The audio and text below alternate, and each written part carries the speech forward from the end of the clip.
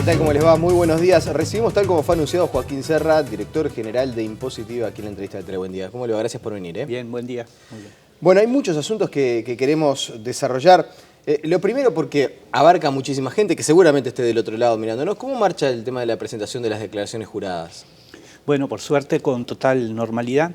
Estamos recibiendo al día de ayer prácticamente unas 190.000 declaraciones juradas. ¿Eso está por encima de lo que esperaban? No, está tal cual. Es el mismo comportamiento que el año pasado. Esperamos concluir la campaña con unas 230.000 declaraciones juradas recepcionadas. Está totalmente dentro de lo normal. Es una campaña que se desarrolló también sin ningún tipo de problemas. Ya desde hace unos años hemos mejorado los servicios de atención, que incluyen desde mejores aplicativos informáticos para que la gente pueda hacer las presentaciones de sus declaraciones desde su domicilio o desde su trabajo. También elaboramos unas 60.000 declaraciones juradas borrador para que si la persona está de acuerdo simplemente la confirme y la envíe a la DGI. Y también tenemos servicios de atención telefónica y tenemos una atención presencial para el cual las personas previamente se agendan, ya sea por la página web o por teléfono, de manera que el trámite no les va a insumir más de 15, 20 minutos. Claro. ¿Y qué es lo que sucede en la mayoría de los casos? ¿El cliente o el contribuyente debe a la DGI o recibe un pago por adelanto de excedentes? Bueno, es más o menos mitad y mitad.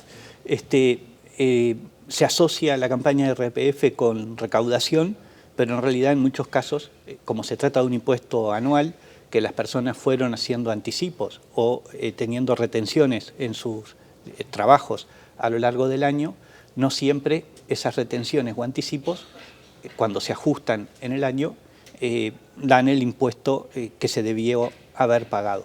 En algunos casos hay una diferencia a favor de la administración y en ese caso el contribuyente tiene que pagarlo. Puede pagarlo hasta en 5 cuotas a partir del mes de agosto. Pero también en muchos casos las personas generan diferencias a su favor. En ese caso, en algunos casos son automáticas las devoluciones y en otros casos deben presentar una declaración jurada ante el organismo. Ahí destacamos las causas por las cuales esto se genera. Básicamente es porque muchas personas presentan deducciones por alquiler o por cuotas hipotecarias y eso requiere un trámite ante la oficina en el cual se da la información necesaria para permitir el control de que ese crédito realmente la persona tiene derecho a él. También hay veces que se omitió presentar alguna otra deducción, por ejemplo, algún hijo o algún... bueno, es la oportunidad entonces, de hacer los ajustes. Más o menos así, la mitad de los contribuyentes tiene que pagarle a la DGI, la mitad recibe algún pago por excedente o por deducción, sí, en este caso. Es así. Hoy aparece en el diario El Observador una declaración suya vinculada a operativos que se están realizando, por ejemplo, en el aporte de médicos por algunas inconsistencias detectadas entre lo que son las declaraciones juradas y otros cruzamientos de datos que hace la DGI, puede ser el nivel de consumo. ¿Cómo se llega a ese foco de esos profesionales que aportan por vía independiente y que se cree puede haber allí cierta evasión? Sí. Bueno, desde que este impuesto se ha instaurado, la DGI anualmente hace 2 tipos de controles. En relación al trabajo dependiente, esa es información que los empleadores aportan a la DGI y podemos verificar si las personas cumplieron o no con el pago de los impuestos. Finalizada la campaña y completado el periodo de pagos en diciembre, nosotros en marzo del año que viene vamos a estar haciendo el control si todas aquellas personas que estuvieron obligadas a presentar declaración jurada la presentaron y si aquellas que presentaron declaración jurada cumplieron con sus pagos. En aquellos casos que detectemos que hay omisiones, ya sea de presentar declaraciones juradas u omisiones en los pagos, haremos las gestiones necesarias para cobrar el impuesto. Pero también hay un grupo de personas que están obligadas a pagar IRPF, pero que no tienen retenciones sobre parte o la totalidad de su actividad. Un ejemplo es los profesionales que trabajan de manera independiente. Para ese grupo de contribuyentes hacemos controles específicos, que son los que estamos haciendo en esta oportunidad. Ahí usamos efectivamente información de terceros, indicios de consumos, controlamos también con información interna respecto a declaraciones de impuestos de años anteriores y las que se están presentando periódicamente, pero también para determinados tipos de actividades pedimos información específica que muestra la actividad de determinada profesión. ¿A quién se le pide, por ejemplo? En este caso, solicitamos información a más de 15 sanatorios y mutualistas, información de la actividad en bloque quirúrgico de profesionales que hubieran hecho distintos tipos de actos médicos fuera de la relación de dependencia. En esos casos controlamos los valores que se pagan ese tipo de actos médicos a precios de mercado y los controlamos contra las declaraciones juradas. Si los profesionales dan indicios de no haber presentado ese trabajo y haber pagado esos impuestos, bueno, están siendo citados para que aclaren la situación o paguen los impuestos que deben. Y en la previa, obviamente que después esto es caso a caso, ¿no? Uno no puede generalizar, pero ¿detectaron una potencial evasión importante y por eso apuntaron específicamente a las actividades médicas? No, no solamente la profesión médica, controlamos otras profesiones. En el caso de la medicina, lo llamativo llama la atención porque es la primera vez que hacemos este control, simplemente por eso. Pero es de conocimiento de todos que muchas veces hay distintos actos médicos que se ofrecen en el marco de una atención mutual, por ejemplo, pero que están fuera de la cobertura mutual. Y el médico le cobra directamente al paciente por ese tratamiento o por esa prestación. Creo que todos los que conocemos cómo funciona el sistema vemos que ese servicio no se factura. Al no facturarse significa que se evade. Lo que buscamos son indicios objetivos para poder determinar esos impuestos. ¿Y en qué otras profesiones también se realizan este tipo de controles? Hemos hecho controles en abogados, en escribanos, en distintas profesiones. Bien. Hace algunos días surgió la polémica en torno a las potestades de fiscalización que tiene la DGI. Se mencionó incluso en la prensa y se lo quiero preguntar. ¿Se pidió en los bancos información sobre las actuaciones de grandes consumidores con las tarjetas de crédito para realizar este cruzamiento de datos? Imagino puede ser dentro del marco de estas actuaciones también para controlar potenciales evasores. Sí, sí, se pidió información, pero no es para este control. Estábamos controlando aquellas personas que adquirieron sociedades en paraísos fiscales. Fue en el marco de la investigación por los Panama Papers. Por los Panama Papers. Cuando se conoció información vinculada a los Panama Papers, la DGI lo primero que hizo, inició un operativo por el cual concurrió a más de 30 estudios contables y jurídicos solicitando información sobre las personas físicas que habían adquirido ese tipo de sociedades. Obtuvimos datos de más de 4.000 personas que habían adquirido sociedades, pero de las cuales 500 tienen interés fiscal porque son residentes en el país. Para controlar esas personas es que pedimos los consumos de ellos durante 2 años y medio a los bancos. Y acá quiero aclarar que la posibilidad de pedir información por parte de la DGI es una vieja facultad que está ya en el Código Tributario desde la década del 70. No representa ninguna innovación. No es ninguna innovación y es la única manera que tienen las administraciones tributarias en el mundo de controlar el pago de impuestos, contrastar las declaraciones juradas contra indicios objetivos externos, que son los que de actividad o de consumo o lo que fuere, que es lo que permite verificar la coherencia o la consistencia en el pago de impuestos. Y en esas 4.000 personas, contribuyentes, llamémosle contribuyentes porque en realidad no tienen por qué ser personas individuales, ¿cuánta evasión se detectó? No, son 4.000 sociedades claro, por eso digo que se comercializaron. Hay 500 uruguayos que adquirieron sociedades. Los 500 personas que adquirieron esas 4.000. Hay muchos extranjeros, por claro. eso es que no cierra el número. Estamos controlando las personas físicas que adquieren sociedades.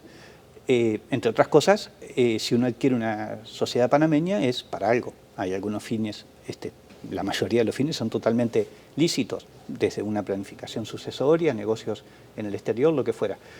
El tema es que eso genera pago de impuestos, porque las rentas generadas en el exterior, desde el año 2011, generan, por rendimientos de capital inmobiliario, generan el pago de impuestos. Y bueno, estamos verificando el cumplimiento de esas obligaciones.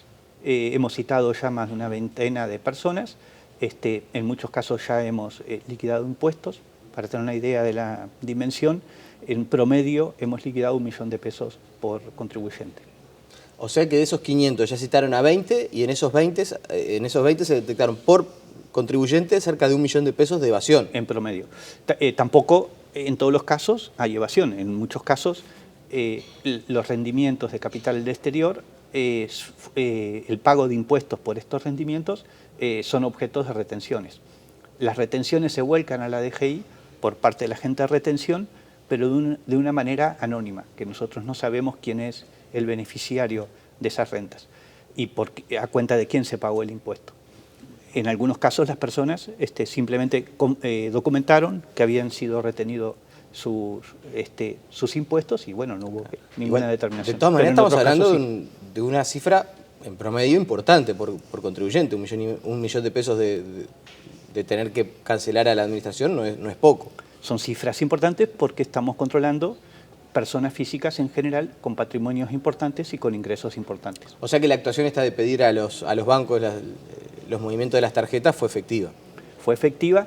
La otra aclaración que quiero hacer, primero hice mención a que es una facultad que la DGI tiene desde la década del 70 de pedir información a terceros. Pero también en el año 92 es que una norma de ese año aclaró que el secreto bancario abarcaba solamente a los depósitos, pero no hacía los préstamos. Por consiguiente, desde el año 92 la DGI puede pedir información a las tarjetas de crédito sin que se oponga el secreto bancario. O sea que la DGI está utilizando viejas facultades que siempre estuvieron.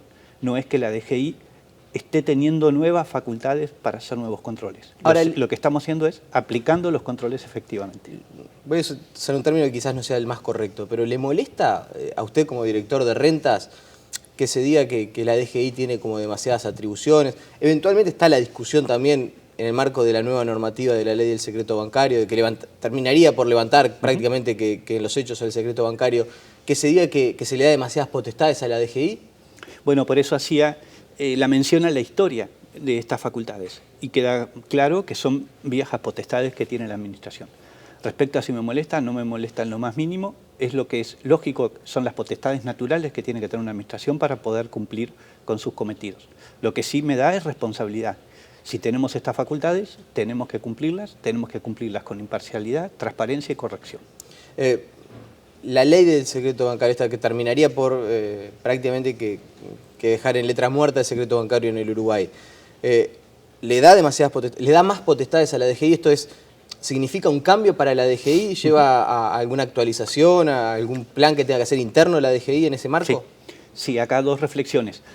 Primero, sí, efectivamente nos da la posibilidad de acceder a información que es importante a los efectos de hacer los controles.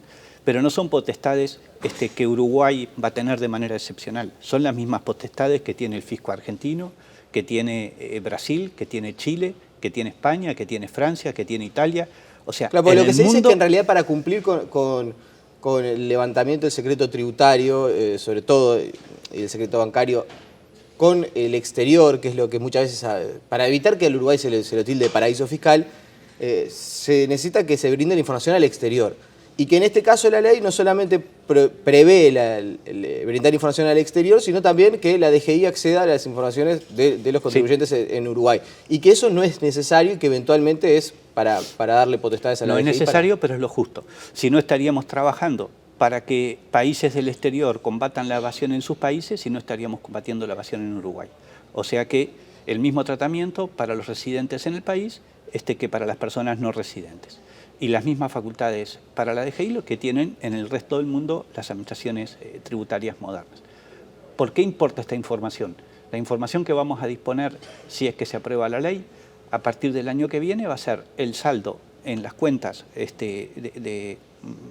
bancarias o en cuentas de seguros o en fondos de inversión y el rendimiento de esas cuentas a lo largo del año. Esa es la información que la DGI va a contar. ¿Cómo la vamos a utilizar? Bueno, va a ser un indicio más objetivo que vamos a tener del ingreso de las personas y las sociedades. Y es información que permite controlar el impuesto a la renta a las actividades empresariales y el impuesto a la renta a las personas físicas. en el caso de que sí, no vamos a tener información detallada del movimiento de las cuentas mes a mes. Para acceder a esa información, DGI tendrá que seguir pidiendo autorización al juez, quien podrá, ante cada caso en particular, confirmar si es información necesaria o no para un control. Volviendo a las impresiones de usted como director de rentas, cuando la empresa Uber saca una recomendación a sus choferes a que empiecen a aportar tributos, ya sea como monotributista, pagando el IVA mínimo, ¿qué le genera? Primero, está tratando de eludir su responsabilidad, porque Uber desde el 1 de enero es responsable por todos los impuestos impagos de los conductores. O sea que está tratando que sus conductores paguen por él. Pero en segundo... Uber es responsable por los impuestos impagos de sus choferes. Es una nueva disposición que fue incorporada en la ley de presupuesto y rige a partir del 1 de enero. Pero respecto a la situación de Uber, creo que más allá del tema impositivo, aquí hay un problema que excede a la DGI, que es cómo el país regula el transporte de personas. El transporte de personas es regulado y es competencia de los gobiernos departamentales. Pero salgamos del tema del transporte, porque ¿sí? a los efectos de la entrevista con usted no es el punto central. Hay una empresa, una aplicación que está funcionando en el Uruguay y que recomienda a las personas que llevan adelante la actividad que busquen alguna manera de empezar a contribuir al país. ¿Ustedes como DGI tienen alguna herramienta para o fiscalizar a los choferes o eventualmente para que la aplicación pague eso que usted entiende que está debiendo desde el 1 de enero? Sí, tenemos herramientas y hemos hecho algunas actuaciones en ese sentido. Lo que ocurre es que nos parece que hay un orden de prioridad. Primero, esta aplicación tendrá que ser regulada como corresponde a cualquier servicio de transporte de pasajeros y es competencia de los gobiernos departamentales. En segundo lugar vienen las cuestiones tributarias. Si invirtiéramos el orden de los problemas, podríamos darle una especie de legalidad a un servicio que no la tiene, porque su actividad sustantiva es regulada por los gobiernos departamentales, que son quienes tienen que tomar la iniciativa y definir qué condiciones le van a pedir a este servicio para que funcione. Se la planteo distinto entonces. Una vez que está regulada la actividad, ¿van a ir a buscar todo lo que Uber está debiendo? Por supuesto. Vamos a ir y tenemos las herramientas para exigirle a la empresa que pague lo que debe. O sea que ya, de alguna manera, ya tienen diseñado cómo lo van a hacer. Sí, señor. ¿Y una estimación de cuánto es que se debe, no? Eso ya entra en el secreto de las actuaciones, pero vamos a cobrar lo que tenemos que cobrar. ¿Y es una cifra importante? Vamos a cobrar lo que tenemos que cobrar. Bien. Ya sobre el final, las últimas. En un año donde tanto se habla por el tema del enlentecimiento del crecimiento económico del país, lo conversamos un poco fuera de micrófonos, cómo la atención queda centrada en la recaudación, ¿no? Hay que mejorar la eficiencia de la recaudación para evitar que la pérdida de ingresos para el Estado, la DGI es la caja del Estado, y de allí se saca buena parte de los recursos que después se aplican. En ese sentido, ¿cómo marcha la recaudación en 2016? Sí, destaco primero la primera parte de su reflexión, que sí, DGI es muy importante para que el Estado pueda cumplir con los cometidos y las responsabilidades que tiene. Salud, educación, servicios en general. Solamente para dar una referencia, en la salud se gasta casi el 9% del Producto Bruto Interno del país. 2/3 partes de ese gasto en salud son originados con financiamiento público. Buena parte viene por contribuciones al FONASA, a la Seguridad Social, pero hay otra parte que viene de rentas generales, ya sea a través de los presupuestos de ACE, de distintos sanatorio policial, militar, etcétera, y también transferencias de distinto tipo que se hacen incluso a las IANC. Entonces, la actividad de la DGI es bien importante porque, en definitiva, la recaudación de impuestos lo que hace es financiar esos servicios que todos los uruguayos precisan y necesitan. Por suerte, la DGI, en lo que va en este semestre, ha mantenido un pequeño crecimiento en términos reales de la recaudación. Hasta con cifras a junio, y creo que julio vamos a estar cerrando en ese nivel, tenemos una mejora de la recaudación en términos reales del 1,5%.